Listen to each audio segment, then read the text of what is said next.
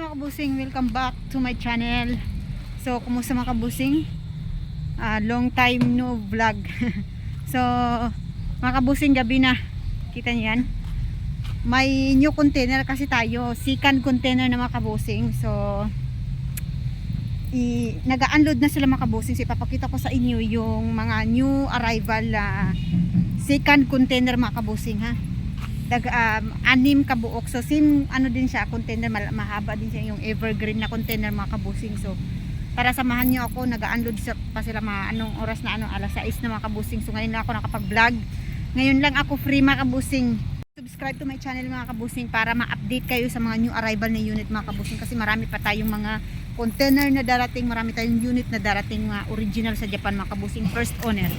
So welcome back again to my channel. Tara, samahan nyo ako.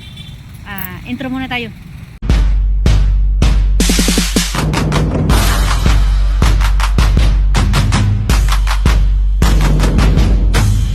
So, mga kabusing, so ito na yung ito na yung unit mga kabusing. So ito yung engine na 4GG1, first unload nila. So ito yung itsura niya mga kabusing, original sa Japan. Gabi na talaga ako nakapag-vlog mga kabusing, pasensya talaga. Kasi kanina busy gid. So ito yung mga materials niya na na-unload doon. Andun pa sila, oh, yan pa yung container. May may may freezer van mga kabusing. So unahin muna natin to, yung 4GG1 semi-electronic. Complete man siya, oh, ayan. 4x4 pag yun siya mga kabusing. Ayan yung ano niya. Oh, di ba?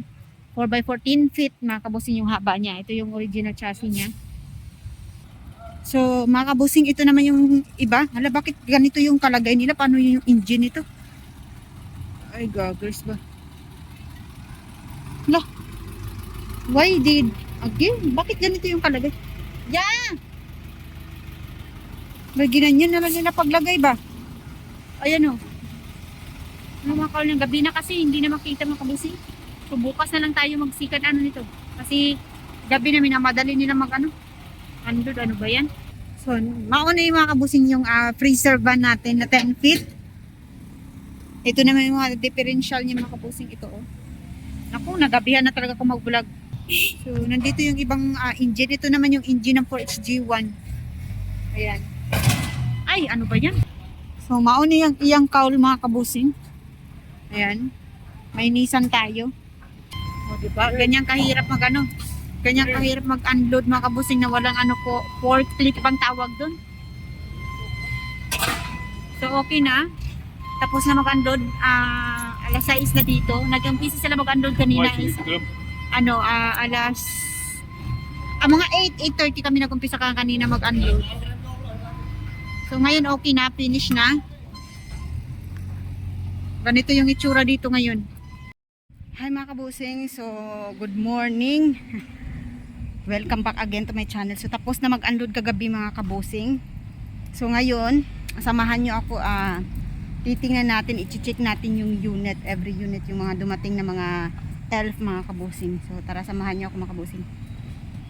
So ito na mga kabusing yung unit. Ito yung mga cowl nya. Iba-iba yung nila eh. Ito yung sa Isuzu elf na cowl. Ayan. So ito naman yung sa canter. Ayan yung mga cowl nya. Then ito yung sa freezer van body. Tingnan natin dito sa loob. Ito yung ulo ng freezer van. Tingnan nyo, oh, di ba? Ganda ng niya, ng sa loob. Bago pa. Ayan yung mga materials niya. So dito namin nilagay mga kabusing yung mga engine kasi baka umulan, at least safe sila, di ba? So, tara, isa-isahin natin yung mga engine, kung ano itong mga engine. Kagabi pinakita ko na to, kaya lang hindi na masyadong klaro. So unahin muna natin to. Busy din kami dito ngayon kay tingnan nyo sila, busy.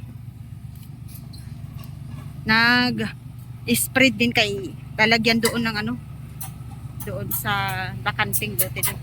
So unahin natin to mga kabusing. Ito yung 10 feet mga kabusing ang haba na 4GG1 ang engine. So So ito yung original na ano niya. Ito yung radiator, nandito na yung radiator, nilagay na nila yung radiator. Semi-electronic. Ito is 4x4. Ayan. Ganito yung original chassis mga kabusing. Yan ang mulyo, ang kapal pa ng mulyo niya, oh, di ba? Naka-brick drum yung ano niya, yung sa likod. Ito ay double tire mga kabusing. 6-wheeler double tire 4x2, 4x4 with suspension type. 4x4 suspension type na siya. With aircon siya mga kabusing. Ayan yung compressor niya. So next naman tayo mga kabusing. Ito ay anong engine to yan? 4GG to. Ito naman yung 4GG to. 10 feet din to ang haba. Ayan. Flat low siya kasi ano yung chassis niya, straight lang yung chassis niya. Flat low. So ina-assemble niyo na ngayon. Ito suspension type naman siya ang front pero 4x2. Double tire din siya mga kabusing. Engine ulitin ko is 4GG2. Fully manual. Ito yung ano natin, ito yung best seller na engine natin is ang 4GG2 with aircon din, may compressor siya. Ayan, kaya lang ano to siya, suspension type. 10 feet na 6 wheelers. Ko-convert pa nila to. So next naman tayo, ito naman na engine, check natin, hindi ko alam kung ito naman ang engine is 4M40 mga kabusing. 4M40. Pero double tire din siya. 10 feet ang haba. Double tire. Mulye. 10 feet tas mulye ang front. Ayan, ang ganda ng mulye niya. So ito yung 4M40 na mulye. Flat low din siya. 4M40 same tire din siya mga kabusing. 4x2, mulye ang front, manual engine. Wala pa yung radiator niya, ikakabit pa. Ito yung original chassis niya. Di ba? Ayan yung tire niya. Differential. Mga pipe. So, according to our mechanic, makabusing naka-gearbox daw niya siya. So, 440, di rin naman ta sa isa. Ano ni siyang engine. Kasi 6 to siya. Sa isang container, yung kahapon na container, 6 yung laman na kabusing. So, ito naman, check natin kung ano yung engine. Ang ganda pa ng fan, bago pa yung fan niya. Kabusing, ito naman check natin. Ito yung engine na to ay 4HF1 mga kabusing. Fully manual engine and nakamuli siya. Pero ang haba nito is 14 feet. Ayan. Mas hindi mahaba siya, 14 feet. So, ganito na talaga yung, yung original chassis niya. Ayan, Meron na talaga siyang, tawag dito? Double chassis. Di ba? So, ganito pala. Ito yung injection pump niya. Yung fan ang bago pa, Radiator fan. Then, compressor. Okay, meron. So, may aircon siya. 14 feet 4HF1. Mulye. 4x2 ang sing tire. Di ba? Grabe ba? Ang ganda ng engine. Walang mga overhaul mga kabusing, ha? Ang ganda. Ito yung mga original sa Japan. So, mapa-start natin to pag na-assemble na nila lahat at na-convert. Next naman tayo mga kabusing itong 4D35. 4D35. Ito yung injection pump ng 4D35. Ganyan kaganda yung engine. Chassis niya, ayan. Medyo rusty na siya mga kabusing. Pero makapal pa, pwede pa. Pwede pa kargahan yung mga kabusing. Ayan yung differential niya. So 14 feet ang haba niya. Maganda yung engine ng kompleto din siya. May aircon din yung unit na to. Yung differential niya nandito na sa front. Manual engine. Double tire 4x2 din. So ito dito sa likod yung ano, yung filter niya. Oh. Bago pa. Mga chassis oh. Double mulli doon sa front, may ano siya, may auxiliary. Maganda pa. Last na mga kabusing na engine. Yung engine to. Ito yung engine na 4HG1 mga kabusing. 4HG1. Bayo. Okay din yung radiator niya. Mulyi ang front. Kaya lang itong 4HG1 is semi-electronic. 10 feet ang haba. Sim tire din to siya.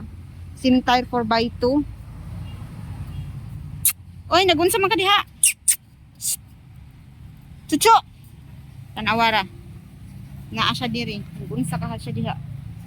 Ay diha. Ito. Nagunsa man ka diha.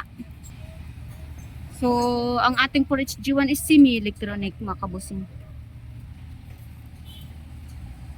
Okay pa man yung chassis niya, oh. Okay man. Limpyo man kayo. So, available to mga kabusing, lahat ng unit ay available. So, wala na talaga tong duda, hindi na pinagpilian or sa man kasi mga original from Japan. So, shout out sa mga taga Ruhas Antique, Gimara, sa atong mga suki. So, natin mga available sa mga kabusing nagkabot. So, sa mga nangita dihag mga elf, so we have new container na na-unload na. Pwede kayo makapili dito mga kabusing. Original na gadi siya mga kabusing.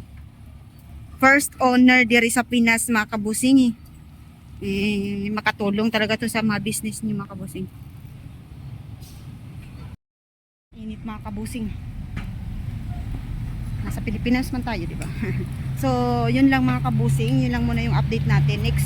Next upload naman, i-update ko kayo kung ano yung mga body type nito mga unit na to. Drop side ba or ano kung saan nakalagay yung ano nito, yung freezer. Tingnan natin. I-update ko kayo mga kabusing pag okay na, na-assemble na, then convert na mga kabusing para makita nyo din. So, thank you for watching mga kabusing. Please subscribe to my channel and comment down below kung ano may unit ang gusto nyo i-order mga kabusing para ma-update din kayo sa mga upload ko mga kabusing. Thank you. See you in my next video.